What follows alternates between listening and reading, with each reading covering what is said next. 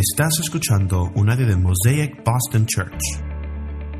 Si deseas ver más recursos, conocer Mosaic Boston y las iglesias de nuestro vecindario o hacer una donación a este ministerio, visita mosaicboston.com.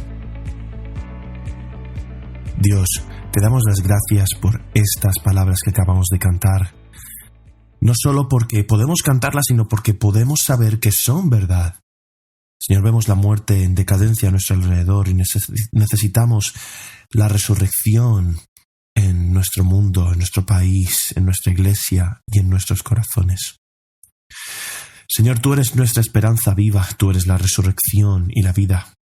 Nos maravillamos del Dios grande, asombroso y misericordioso que eres.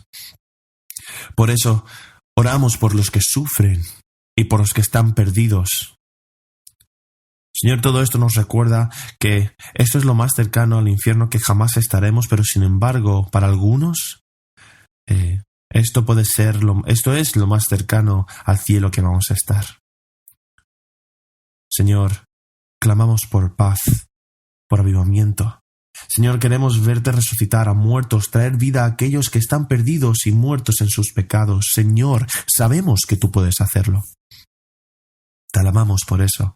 Y Dios, ahora mismo solo te pedimos gracia mientras predico de tu palabra esta mañana. Y te pedimos que nos hables a través de este increíble texto escrito por el apóstol Pablo. Te lo pedimos en el nombre de Jesús. Amén.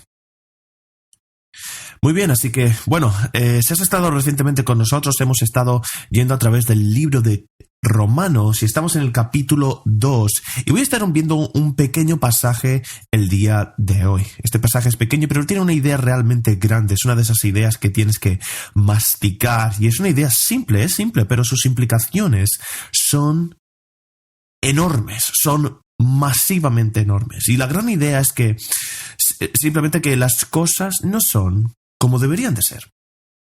Y esa afirmación no es muy impactante o profunda, obviamente. La mayoría de nosotros diría, sí, obviamente las cosas no son como deberían de ser. Quiero decir, ¿cuántos de nosotros, cuando ponemos las noticias pensamos, vaya, las cosas van fantásticas, ¿verdad? No puedo imaginarme, o cuando encendemos las noticias pensamos, vaya, ¿sabes? Obviamente las cosas no son como deberían de ser. Y la gran idea de Pablo, el caso que ha estado tratando de exponer durante estos 2 primeros capítulos, es simplemente eso, que la creación no es bendecida, está maldita, que la gente, el mundo está bajo la ira de Dios, que el mundo no está lleno de la gloria de Dios como debería de estar. Está lleno de pecado, muerte, decadencia. Y no es solo eso, es que todos lo sabemos. Intuitivamente sabemos que esto es verdad y sin embargo lo negamos. Lo suprimimos al mismo tiempo, no queremos enfrentarnos a la verdad, así que suprimimos la verdad porque tanto como sabemos que las cosas no son como deben de ser, también sabemos que nosotros somos, que nosotros no somos como deberíamos de ser y eso nos asusta. Y es por eso que ignoramos esta idea, lo negamos, lo racionalizamos y simplemente tratamos de fingir que esto es normal. Un ejemplo rápidamente de esta semana, el jueves por la mañana, uno de esos días en los que, me levanto a las 7, tú sabes, a esas horas es muy difícil de despertarse, ¿verdad? Sales de la cama y estás como, no estás completamente despierto, no estás realmente dormido, los ojos están como medio abiertos, ¿no? Estás como groggy, esa es la palabra para ello, ¿no? Aturdido. Y me levanto todas las mañanas y tomamos el desayuno con los niños. Yo no desayuno, soy ese tipo de personas que hace un ayuno intermitente, pero todos los demás desayunan y los niños, Kelly y los niños desayunan y mientras comen yo leo las escrituras. Y estamos leyendo el libro de la Biblia juntos, así que ellos comen, yo leo, luego oramos juntos y entonces en ese momento después de ese momento dice, vale, venga, hora de levantarse, tenemos que ir al colegio, ¿no? Tenemos que prepararnos para la escuela. Así que los niños salen corriendo, se preparan, van a vestirse y mientras se visten normalmente les hago la maleta, les preparo lo que es el almuerzo. Todos los días se llevan el almuerzo, una botella de agua, un refrigerio a la escuela y les empaco un pequeño un pequeño lunch, digamos, en unas bolsas de Ziploc. Y bueno, pues nada, eso es lo que hago, ¿no? Les preparé las bolsas y los acompañamos a la escuela. Los dos trabajamos en casa, así que volvemos a casa caminando y luego ya pues seguimos con nuestro día. Más tarde ese día voy a la cocina, abro la despensa y veo que está ahí en la estantería el almuerzo de nuestro hijo Owen en la bolsita, ¿no?, que la tenía preparada. Y estaba tan fuera de sí, o sea, de que lo empaqué, o sea, pensé que lo había empacado, pero luego no lo puse en su bolsa y yo dije, oh, wow, me sentí tan terrible, digo, probablemente estará hambriento, voy a recibir una llamada del director, se va a meter en problemas, y me sentí terrible, ¿no? Pero realmente no hay nada que pueda hacer al respecto, así que volví al trabajo, me olvidé de ello, lo quité de mi mente. Pero bueno, de todos modos, más tarde esa noche estábamos sentados en la cena, hablando, comiendo, y de repente mi hijo Owen me dijo, papá, quiero darte las gracias por ese montón de Oreos, la bolsa de Oreos que me has dado hoy para el almuerzo. Y yo como, espera, ¿cómo? ¿De qué me estás hablando? Vamos, o sea, ¿en qué mundo crees que yo te daría una bolsa de Oreos como un almuerzo en el colegio? Ahora, hay un trasfondo atrás, ¿vale? O sea, la historia es la siguiente, el contexto. El martes por la noche, el día anterior, tuvimos un grupo comunitario y mi esposa y nuestra hija, Nora, pues hicieron un pastel y desmenuzaron Oreos por encima y tomaron el resto, y había un montón de ellas, ¿vale? Y las pusieron en una de esas bolsas grandes de Ziploc, ¿vale? Pero súper grandes, así que imagínate, o sea, unas 20 o 25 galletas, pero desmenuzadas, no lo sé. Así de grande era la bolsa, ¿vale? Bueno, pues abre su mochila a la hora de la merienda y se las come todas. O sea, en realidad dijo que se guardó un par para el almuerzo porque le empezó a doler el estómago, entonces no pudo con los últimos. Y yo estaba ahí sentado y me decía, pero ¿en qué estabas pensando? No tomamos azúcar en nuestra casa. Es como, ¿qué te hace pensar que intencionalmente yo te daría una enorme bolsa de Oreos para tu almuerzo? Es como, lo sé, ¿verdad? O sea, el hijo estaba como, ya, lo sé, papá, pero bueno, pero me las comí igualmente, ¿no? El punto es que las cosas no son como deberían de ser, ¿verdad? Simplemente vamos a ello y así somos nosotros. La verdad es obvia, pero también es inconveniente a veces. Así que sabemos que las cosas están mal, pero las hacemos de todos modos. Simplemente nos dejamos llevar por la plenitud y ese es el problema. Pero el problema mayor es que las consecuencias de nuestra maldad y la maldad que nos rodea son mucho más mayores que las consecuencias que un niño de 10 años comiéndose 25 Oreos de una sentada. Eso no tiene consecuencias grandes. Bueno, a ver. Estoy seguro. Tan seguro como que las leyes de la gravedad y la física que gobiernan las cosas tangibles que nos rodean. A ver, tan verdades como existen estas leyes, pues así de verdad es que hay leyes sobre la verdad y la justicia, la inmoralidad, que gobiernan nuestros corazones y nuestras almas, y todos lo sabemos, intuitivamente. También sabemos que violamos esas leyes. No queremos enfrentarnos a la realidad de esas leyes. No queremos enfrentarnos a tal realidad que sabemos que lo que sube debe de bajar luego. Así que en lugar de enfrentarnos a la verdad, suprimimos la verdad, porque en el fondo nos aterroriza tal verdad. Sabemos que aquello que ha subido, nuestro pecado, nuestra iniquidad, nuestra rebelión, tiene que bajar. Y tiene que ser enfrentado en el juicio. Si tienes tu Biblia ahí contigo, abra tu Biblia en el capítulo 2 de Romanos. Vamos a estar hoy en los versículos 11 al 16. Y los 3 puntos de los que vamos a estar hablando es, número 1, necesitamos enfrentar la realidad de la ley y de su dador, el dador de tal ley. Número 2, necesitamos enfrentar la realidad de nuestra culpa y vergüenza. Y luego, número 3, necesitamos enfrentar la realidad de nuestro juez y defensor. Así que si abren vuestras Biblias, estaremos en el capítulo 2 de Romanos, comenzando desde el versículo número 11. También la podéis ver en las pantallas. Pero el apóstol Pablo escribe esto: porque en Dios no hay acepción de personas, pues todos los que han pecado sin la ley también perecerán. Y todos los que han pecado bajo la ley, por la ley serán juzgados. Porque no son los oidores de la ley los justos ante Dios, sino los que cumplen la ley. Esos serán justificados. Porque cuando los gentiles que no tienen la ley cumplen por instinto los dictados de la ley, no teniendo la ley, son una ley para sí mismos.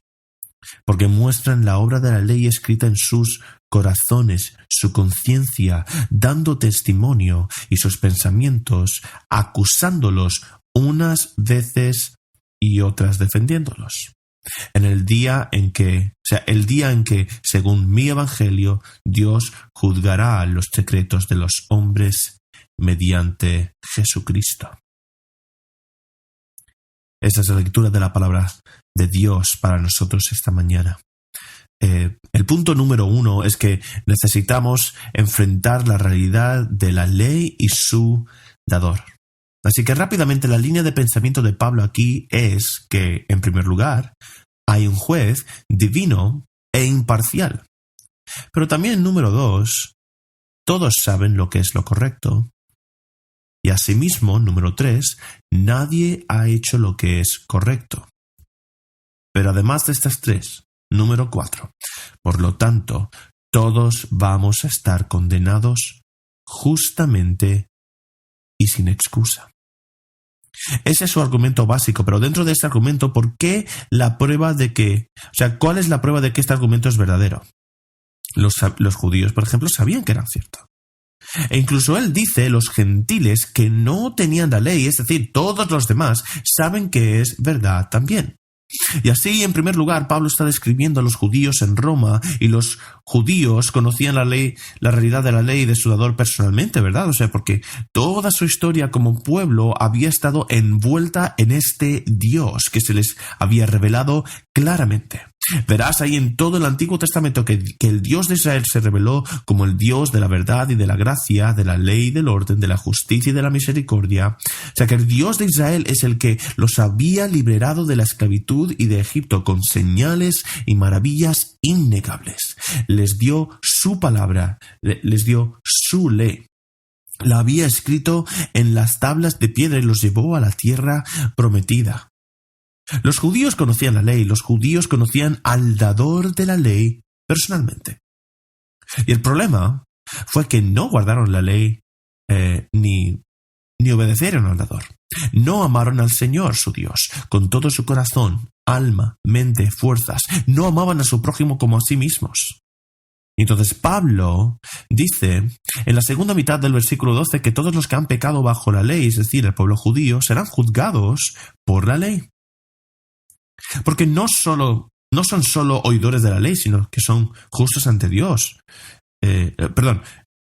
Porque no son solo los oidores de la ley los que son justos ante Dios, sino los que son hacedores de la ley, los que serán justificados. Los judíos conocían la verdad de la ley, conocían a Dios, el dador de la ley. El problema que había es que esa ley no podía salvarlos porque no podían cumplirla. Todo lo que podían hacer era revelar lo culpables que eran y lo desesperadamente que necesitaban la misericordia de Dios. Así que Pablo está escribiendo a los judíos, pero al mismo tiempo Pablo está escribiendo a los gentiles en Roma. Y los gentiles aquí no tenían ley, no tenían la historia ni la cultura que tenían, de milagros, de una relación personal con Dios, los encuentros de primera mano con Dios que el pueblo judío sí tenía. Entonces, la pregunta que algunos se hacen es, vale, entonces, ¿es Dios a causa, ¿es Dios la causa de su ignorancia? ¿Dios va a dejarlos libres de culpa? ¿Cómo puede Dios juzgar según una ley que ellos no tienen ni conocen. O sea, ¿cómo puede ser esto? Y aquí es donde las cosas se ponen realmente extrañas y profundas. Los gentiles no tenían la ventaja de tener la ley escrita en tablas de piedra, pero Pablo dice, espera, eso es verdad, pero sus acciones demuestran que ellos, junto a todos los demás seres humanos de este mundo, tienen realmente la obra de esa ley escrita en sus corazones. Todos. O sea, es decir, incluso si una persona nunca lee de las escrituras hebreas, nunca escucha de los 10 mandamientos, o si nunca se le habla del Dios de Israel, todavía tienen la obra de esa ley escrita en sus corazones, en sus acciones, conciencias, dan testimonio de lo que la ley requiere. De que en el fondo, o sea, todos sabemos cómo debemos de vivir, pero no lo hacemos. Y por eso Pablo dice que los gentiles, en el versículo 4, cuando los gentiles que no tienen la ley hacen por naturaleza lo que la ley exige, son una ley para sí mismos, aunque no tengan la ley, y muestran que la obra de la ley está escrita en sus corazones. Su conciencia da testimonio, sus pensamientos conflictivos los acusan o incluso los excusan a veces. No sé si alguna vez has leído el libro de Mero Cristianismo de C.S. Lewis. Léelo, consíguelo, léelo, esa va a ser tu tarea, mastícalo. Es un libro muy denso, pero tienes que tomarte el tiempo para procesar lo que está escribiendo. Pero Lewis toma la teología de Romanos 2:15, este versículo que estamos leyendo, y esta idea de que la ley está escrita en cada corazón humano. Toma esta teología, presenta un caso, una apologética filosófica bien completa de por qué esto es innegablemente cierto.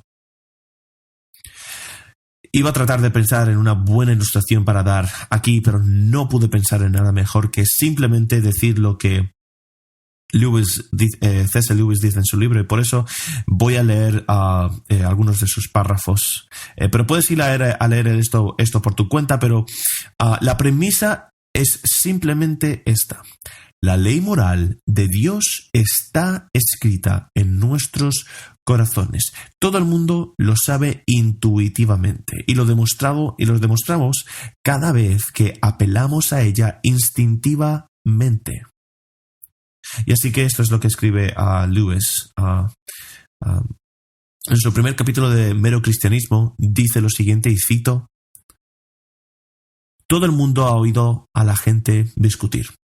A veces suena divertido y a veces suena simplemente desagradable. Pero sea como sea, creo que debemos aprender algo muy importante escuchando el tipo de cosas que dicen. Dicen cosas como esta. ¿Qué te parecería si alguien te hiciera lo mismo? Ese es mi asiento, yo estaba ahí primero. Déjalo en paz, no te está haciendo ningún daño. ¿Por qué tienes que meterte primero? Dame un poco de tu naranja, yo te doy un poco de la mía. Venga, hombre, lo has prometido. La gente dice cosas así todos los días, tanto la gente educada como la inculta, tanto los niños como los adultos. Ahora bien, lo que me interesa de todos estos comentarios es que el hombre que lo hace no está diciendo simplemente que el comportamiento del otro no le gusta. Está apelando a algún tipo de norma de comportamiento y de conducta que espera que el otro hombre haga, que el otro hombre conozca. Y el otro hombre rara vez responde: al diablo con tu norma. Casi siempre se trata de hacer ver lo que ha estado haciendo, que lo que ha estado haciendo no va realmente en contra de la norma, o que si lo hace hay alguna excusa especial. Pretende que hay alguna razón especial en este caso particular por la que la persona que tomó el asiento no debería mantenerlo, o que las cosas eran muy difíciles o diferentes cuando se le dio el trozo de naranja, o que ha surgido algo que le permite no cumplir su promesa. Parece, de hecho, que ambas partes tenían en mente algún tipo de ley o regla de juego limpio, digamos, o comportamiento decente o moral, o como quieras llamarlo, sobre el que realmente estaban de acuerdo. Y lo han hecho. Si no lo tuvieran, podrían, por supuesto, pelearse como animales, pero no pueden pelearse en el sentido humano de la palabra. Pelear significa tratar de demostrar que el otro está equivocado. Y no tendría sentido intentar hacerlo a menos que hubiera algún tipo de acuerdo sobre lo que es correcto e incorrecto. Igual que no tendría sentido decir que un futbolista ha cometido una falta a menos que hubiera algún acuerdo sobre las reglas de fútbol. Fin de la cita. Así que la gran idea que existe es que existe esta ley. Todos la conocemos, todos apelamos a ella. Pero más que eso, todos no la creemos más bien. No es algo que se nos haya ocurrido a nosotros, nos trasciende, es una ley que trasciende a los individuos y a las culturas y al tiempo, que no es solo verdadera para ti o para mí, es simplemente verdadera, es trascendentalmente verdadera. Si eso es cierto, podemos preguntarnos si hay esta verdad trascendente, ¿de dónde viene? Si hay una ley moral trascendente, tiene que haber una ley moral trascendente dada.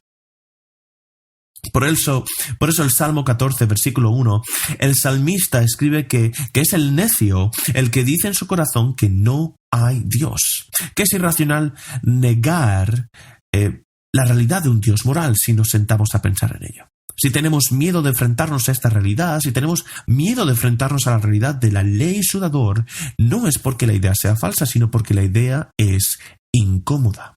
Y enfrentarnos a la realidad de Dios nos obliga a enfrentarnos a la incómoda realidad de nuestra propia cultura y vergüenza. Ahora, esto último, nos lleva al siguiente punto, de que todos somos culpables. El versículo 12 dice que todos los que han pecado sin la ley también perecerán sin la ley, y los que han pecado bajo la ley serán juzgados por la ley. Pero no es que aquí haya una ley que sea justa ante Dios, sino que los hacedores de la ley serán justificados y no hay ninguno que haya hecho con perfección la ley, ¿vale? La gente en general no se opone a la idea de un Dios bueno y justo. Y entendemos que sin esa existencia, todo sería un infierno. Queremos justicia. Queremos que Dios sea bueno y haga justicia para detener el mal. Queremos esas cosas e insistivamente clamamos por justicia cada vez que somos agraviados personalmente. Pero verás, el problema que tiene la gente no es tanto con eso como que queremos que Dios sea justo. Simplemente no queremos que sea justo con nosotros. Queremos justicia para los demás, pero en el fondo sabemos que nosotros mismos somos merecedores del juicio. Lewis, el autor que mencioné anteriormente, también mencionó esto brevemente en el pasaje, pero si alguna vez has notado que cuando te atrapan en o te pillan en, vamos a llamar, violación moral de una ley de la que estamos hablando, el impulso no es negar la ley, el impulso es pasar la culpa, ¿no? Como decimos, escurrir el bulto, como decimos en castellano. Esto comenzó desde el principio con Adán y Eva en el jardín, ¿verdad? O sea, Dios se acerca a Adán, lo llama a rendir cuentas y Adán dijo, no, bueno, tú sabes, sí, pero Dios, tus reglas no fueron justas, es que... O sea, él no dice eso, ¿verdad? Lo que él dice, sí, pero no fue mi culpa. Fue esta mujer que me has dado. Es su culpa y tú me la diste, así que es un poco tu culpa, Señor, pero definitivamente no es la mía, ¿eh? Y hacemos esto, ¿verdad? Sí, mentí, pero todo el mundo miente. Sí, robé, pero no tanto como esa persona de ahí. Sí, soy malo. Pero tú no eres mejor. Sí, hice esto y lo otro, pero es que soy humano. O sea, ¿ves lo necio que es esto? ¿Qué tribunal humano soportaría esta defensa, verdad? Sí, bien, juez, déjeme decir que asesiné totalmente a este tipo. Sí, es mi culpa, pero es que soy humano. Además es solo un tipo, el tío es muy molesto. A ver, es que no soy Hitler tampoco, ¿verdad? Así que lo siento. O sea, ¿cómo? O sea, ¿por qué? O sea, ¿por qué siempre vamos ahí, verdad? O sea, ¿de dónde sacamos esta idea de que el mejor estándar de Dios para tener el mejor juicio es compararnos con la peor persona de la historia? O sea, ¿no es así? La vara de medir la moralidad, lo que es bueno y malo, no es la maldad de Hitler. Vemos que nadie está ni siquiera cerca de estar a la altura. Todos nos quedamos cortos. Me tomaré un momento ahora para presumir de unos días de gloria cuando era más joven. ¿Recuerdas al tío rico en la película Napoleon Dynamite? O sea, lo que decía el tío, en mis tiempos, en el 82, solía lanzar una bola de fútbol, vamos, a un cuarto de milla de lejos. Y podía lanzar un balón de fútbol por encima de las montañas. Ya es donde vamos a ir ahora. En el 82, bueno, o sea, no nací en el 82, pero en el 98, pero no creas todo esto, ¿no? Pero yo, o sea, creas esto o no, yo podía hacer un mate, podía hacer un mate en voleibol.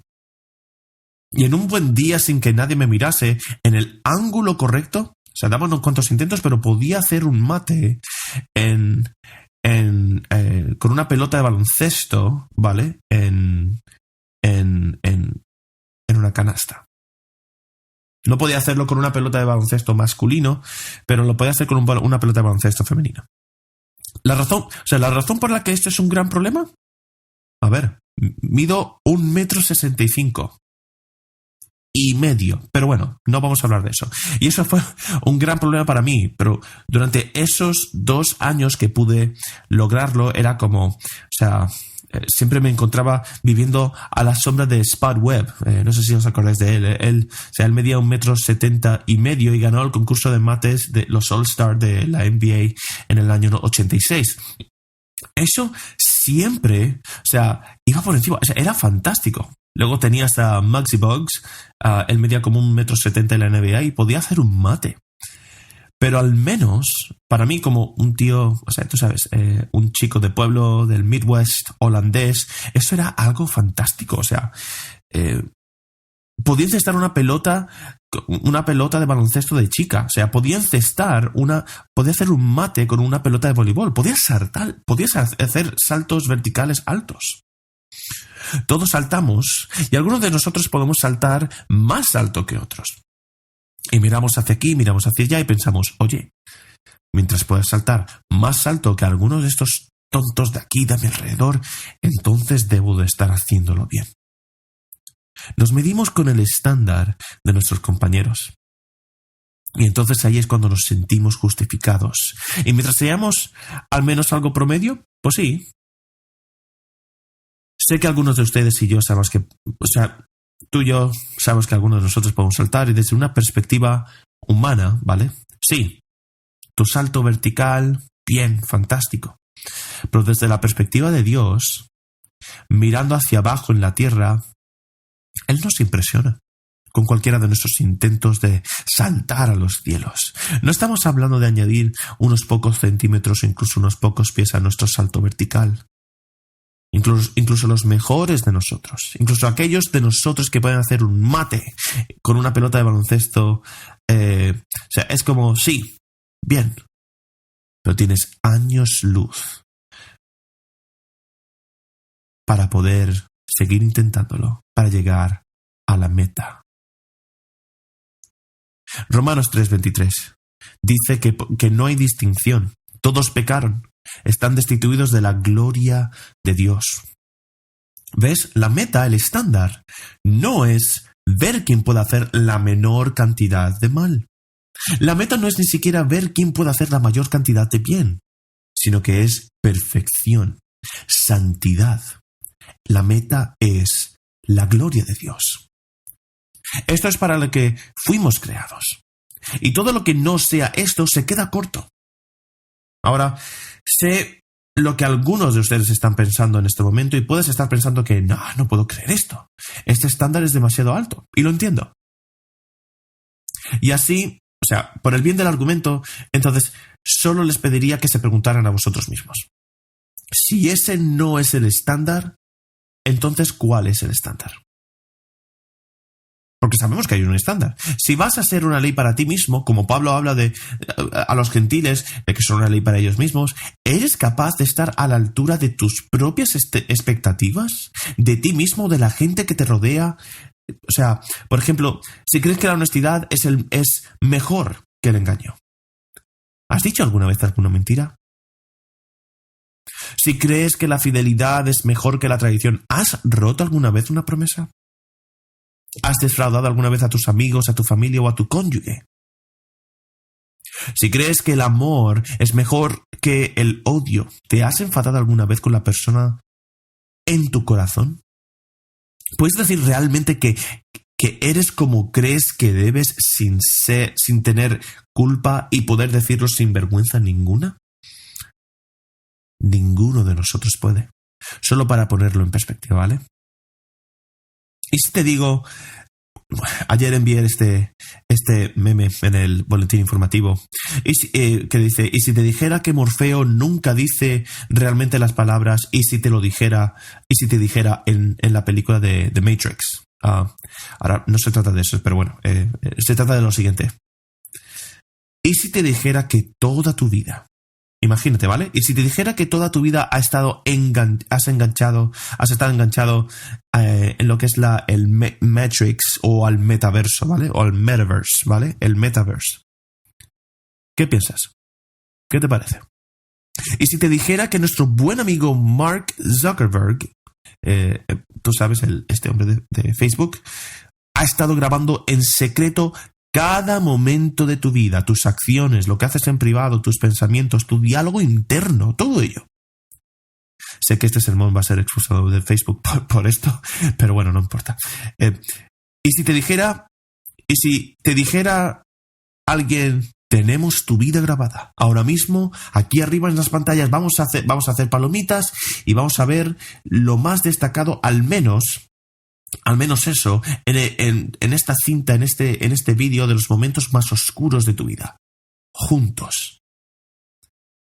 ¿Puede alguien en este momento decir con confianza, adelante, no tengo nada que ocultar, no estoy avergonzado, estoy libre de culpa, soy plenamente como debo de ser?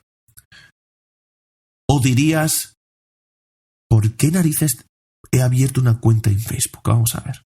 ¿Verdad? O sea, lo sabemos. No vamos a ver la cinta, no vamos a ver la cinta de tu vida, obviamente, no te preocupes. Pero Jesús ya la ha visto. Lo ha visto todo. No los mejores momentos, todo. Voy a hacer una pausa en este ejemplo, ¿vale? Y vamos a volver a esto en un momento, porque hay algo más aquí que quiero tratar en este texto. Porque a veces se puede escuchar, algunas personas utilizarán este texto para sugerir que Pablo está enseñando que las personas que nunca han oído el Evangelio todavía pueden ser salvadas por sus buenas obras. Guardan la ley que está escrita en sus corazones, y eso puede sonar reconfortante al principio. Pero en realidad es lo contrario de lo que Pablo está enseñando aquí. Lo que Pablo está diciendo aquí es que aun aquellos que nunca escuchan el Evangelio, nunca han escuchado el Evangelio, que nunca leen la Biblia, ellos tienen el amor de Dios escrito en sus corazones, pero en vez de guardarlo, lo rompen. Como si ninguno pudiera guardarlo. Entonces, todos nosotros, sean judíos, gentiles, por igual, todos somos culpables, todos estamos sin excusa. Esa es la gran idea. Ahora, ¿puede un soberano Dios intervenir y salvar a una persona? Por supuesto. Eso sucedió, lo que hizo posible, Pablo fue salvado en el camino a Damasco. Él no estaba sentado en un culto de la iglesia.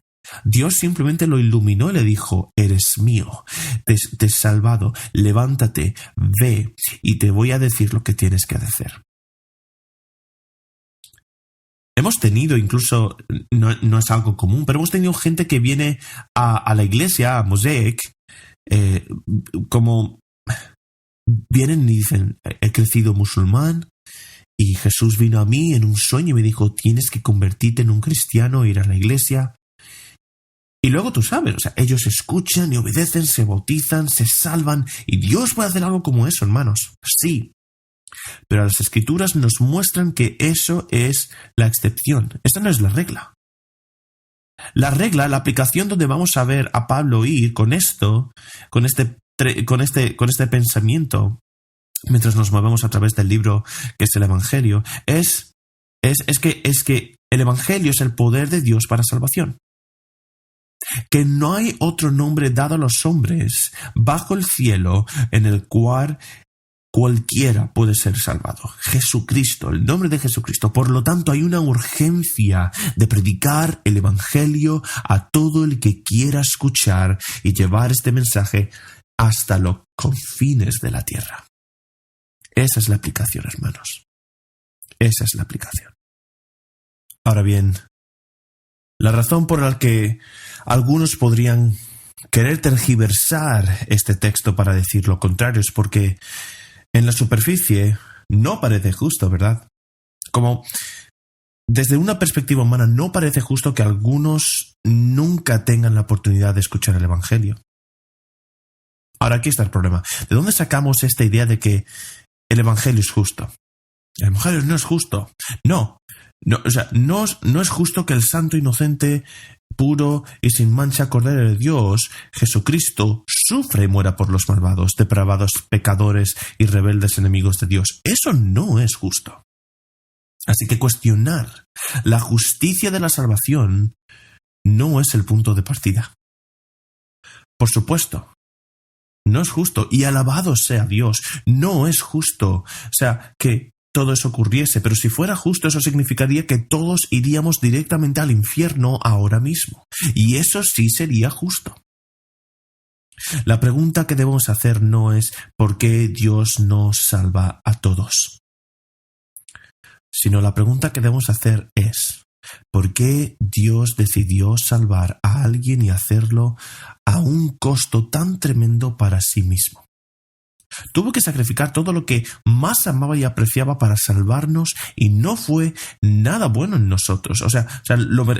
Fue solo por Él, fue a causa de su divina bondad, paciencia, amabilidad, misericordia, compasión, amor. Así que este tema probablemente surgirá más a medida que trabajemos en Romanos, pero lo veremos con más detalle a medida que avancemos. Pero ahora solo vemos que la gran idea es esta. Todos tienen la ley escrita en sus corazones. Y por lo tanto todos somos culpables con y sin excusa, porque ninguno de nosotros ha guardado esta ley. Ninguno de nosotros ha estado a la altura. Ninguno de nosotros ha vivido a la altura de esta norma, excepto una persona. Y esa persona fue Jesucristo. Ese Dios, el dador de la ley, se encarnó, entró en la historia humana para convertirse en el guardián de la ley, para poder estar en el lugar de nosotros que éramos los infractores de tal ley. Lo cual nos lleva al último punto, afrontar la realidad de la ley y de su dador.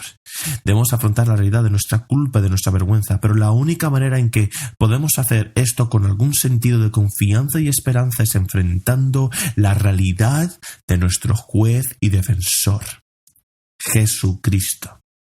Y permítame comenzar diciendo que Jesús vendrá pronto.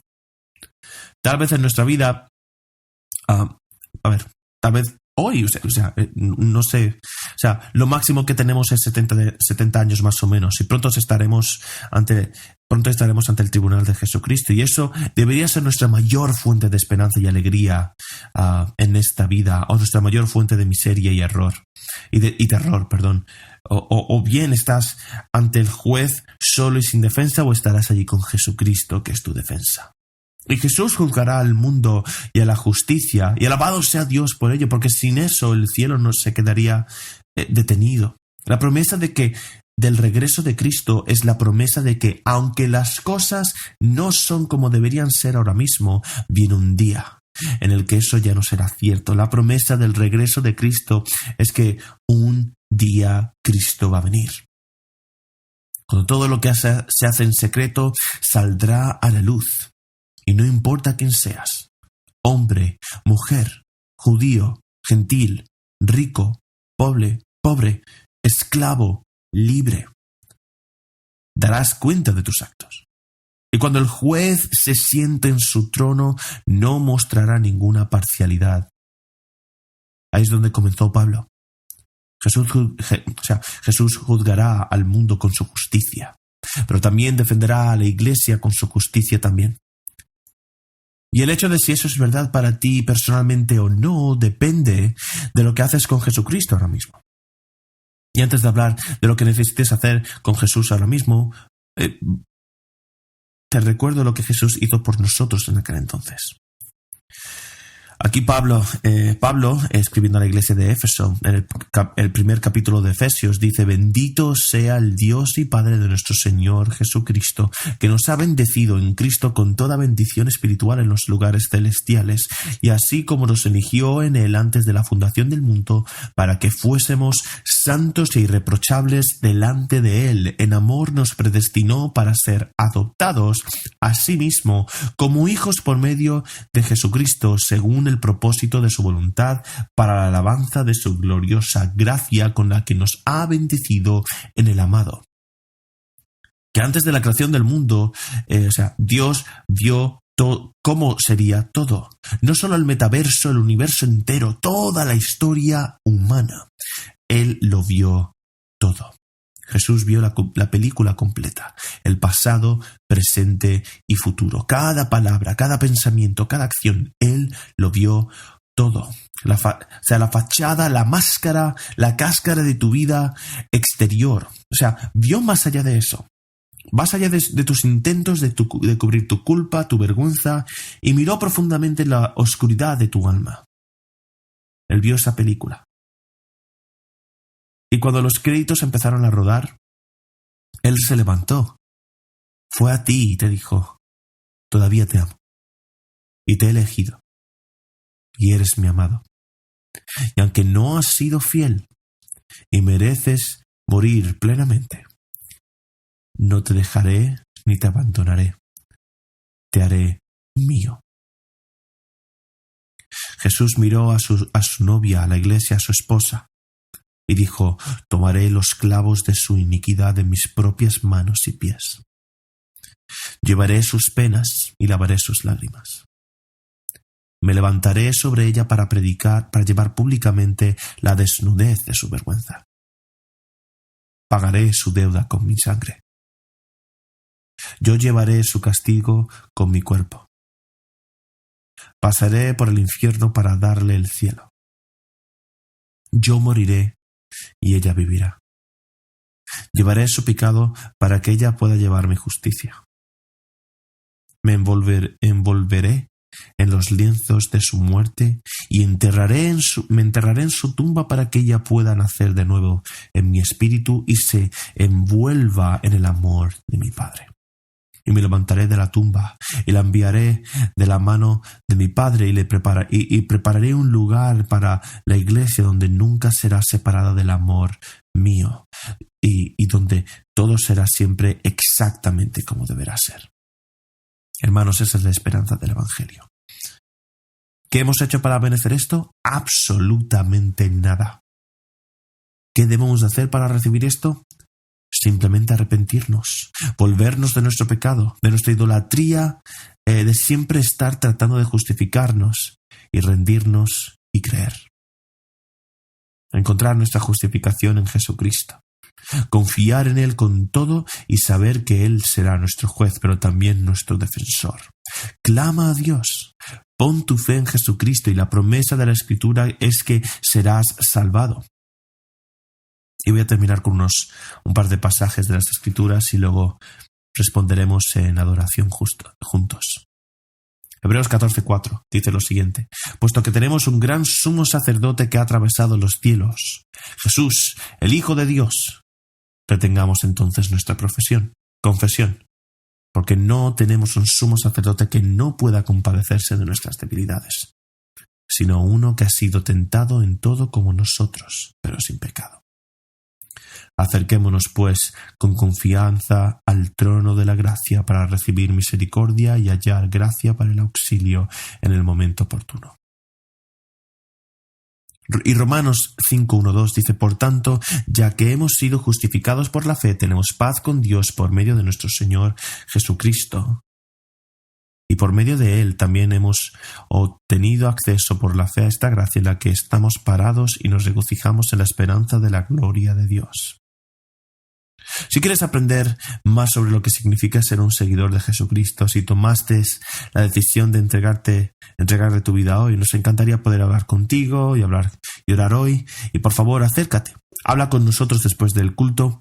Si lo marcas en tu tarjeta de conexión, nos pondremos en contacto contigo esta semana. Pero nos encantaría seguir y simplemente orar contigo y celebrar tal decisión ahora mismo. Voy a orar y luego vamos a regocijarnos de la esperanza de la gloria de Dios y adorar juntos. Oremos. Padre, te pido que despiertes nuestros corazones para que se queden sin palabras y estén asombrados por tu misericordia.